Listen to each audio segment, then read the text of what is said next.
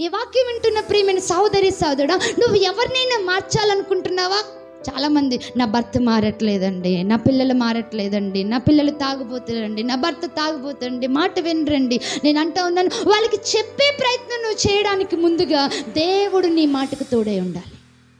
నువ్వు చెప్తే వాళ్ళు వినరు, నువ్వు చెప్తే వాళ్ళకి క్రియ జరగదు. కానీ నీ మాటకి దేవుని మాట తోడై ఉంటే గనుక నువ్వు ఒక్కసారి చెప్పగానే క్రియ జరగడం ప్రారంభిస్తుంది. హల్లెలూయా, హల్లెలూయా.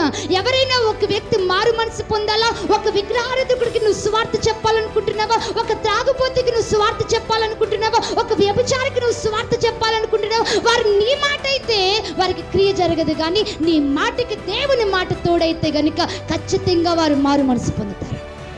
హల్లెలూయా, హల్లెలూయా. నీ మాటకి ఎవరి మాట తోడై ఉండాలి? దేవుని మాట తోడైతే గనుక నువ్వు మాట్లాడగానే క్రియ జరగడం ప్రారంభిస్తుంది. నువ్వు మాట్లాడగానే మనుషులు మారు మనసు పొందడం ప్రారంభిస్తారు.